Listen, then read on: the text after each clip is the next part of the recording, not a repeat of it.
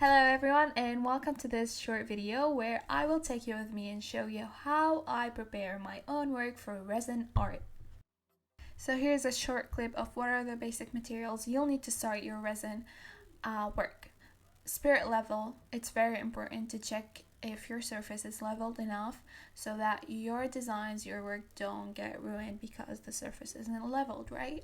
Brush, scissor, pencil, green frog tape, paper cups, plastic cups, respirator mask, wooden sticks, wipes, gloves, goggles, clothes that you don't mind throwing away if in case you got resin on your clothes, a primer which I will show in just a sec, and a wooden panel always. So I think this is it. There are of course so many other materials that you will need to start your resin, but this is just the basics, right? This is what you'll need to get started, and your resin kit, and of course a torch or a heat gun depending on your work. We'll talk about that later.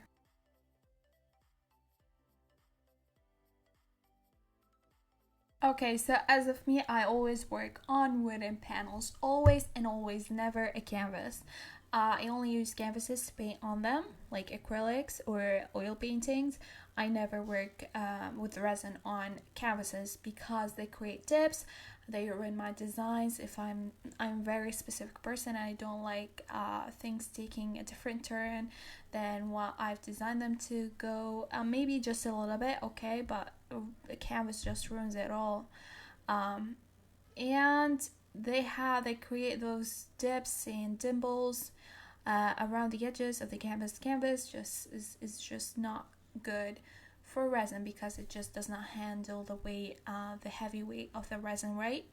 Of course, a lot of artists like to use canvases, and they made their work with resin work on canvases. But I just think that's just a lot of effort, and it's just more expensive to just make a canvas work for your resin art. So if you don't have a preference for a canvas, if you're like not really specific, a wooden panel is the one you have to go for. Now we are gonna start with priming our surfaces. Let's talk about priming.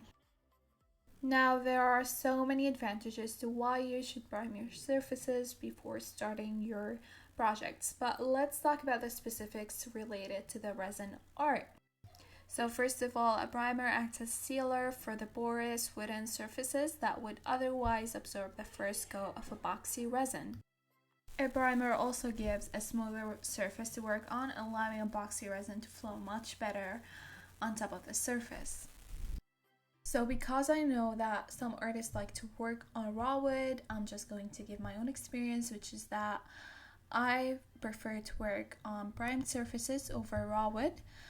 One, because I have smoother surface to work on, and because of that I have more flexibility and full control over my works, which is something that I really love to have. Two, my colors look much more saturated. And three, I save money because no resin is going to waste by getting absorbed by the wood. Just a lot of more efficiency, and for me personally, and stuff like that. So yeah, and that's my own preference.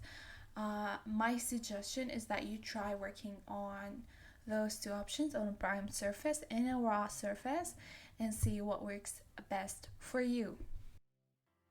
And one last thing to put out there is that acrylics and primers don't work in the same manner. They are both different, and you definitely cannot exchange a primer for an acrylic paint. However, I do use acrylics in certain circumstances to give coloring to my own artworks, whether that is white or other colors. It really depends, but it's mostly on top of my primer coats. So I usually like to, on top of my primer, once it dries out, I like to go with an acrylic white paint to just give it that extra crystal white color. Now when it comes to where you apply your primer, of course the front is a basic, But when it comes to the edges and the back, it is totally up to you. Lately, I've been getting into painting the entire panel, the front, the back, and the edges. This is something that I thought looked much neater and cleaner, so I've been doing that for the past few months, and I really did love it, as well as my clients. So for the back and the edges as well, I do it 2 to 3 coats, and I follow it up with a coat of acrylic paints to give it that extra saturated white color tint, right? You can of course paint it with other colors. For certain panels, I just paint them different colors, not just white. Just do the color that you think looks best for your artwork. Sometimes I did black, beige, rose colors. It's really depending on the colors of your artworks. White is the standard for me, and so most of my works were painted with white front back. When priming, make sure that you leave each layer to dry fully before you paint the next layers.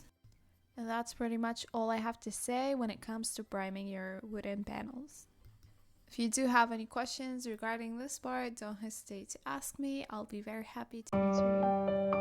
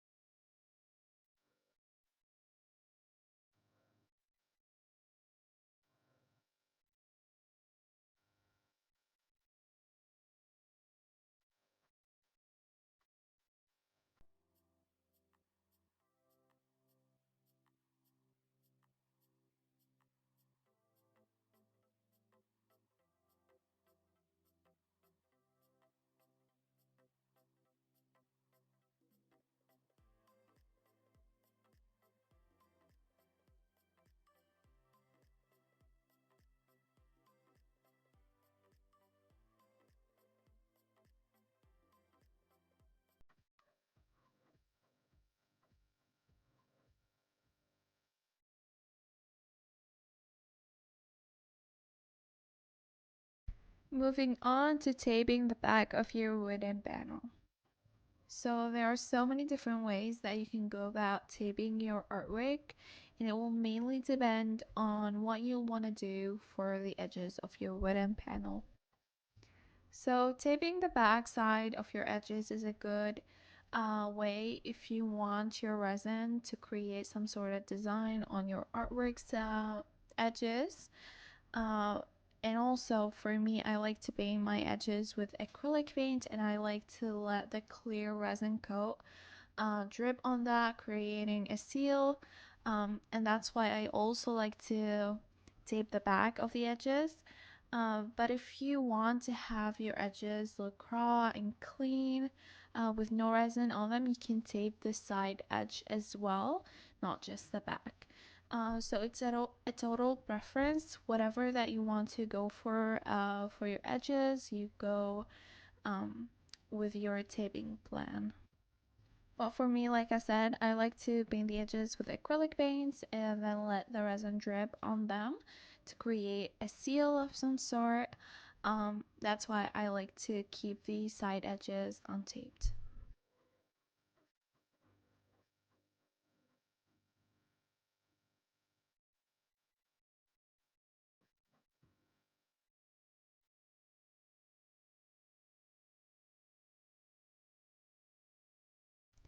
Once taped, I use scissors to cut any excess tape that is coming out of the edges of the wooden panel. Make sure that you cut them close enough so that the resin would drip to the backside of the edges.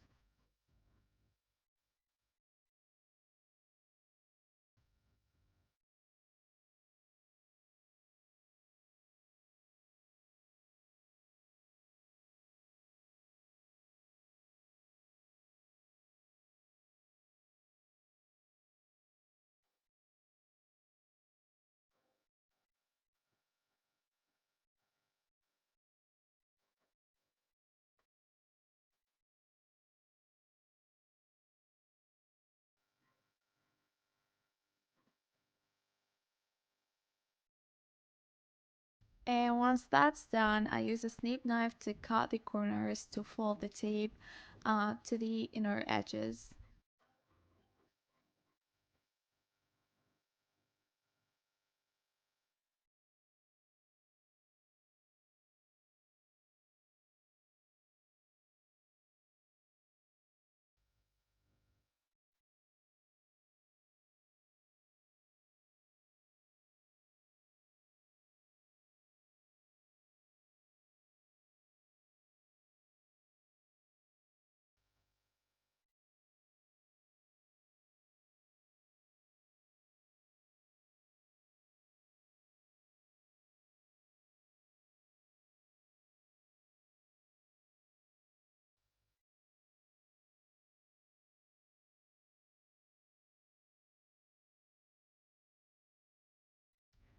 And the final step is to paint the gap corner between the tape and the wooden edge using a white primer to create a sealer from the resin drips.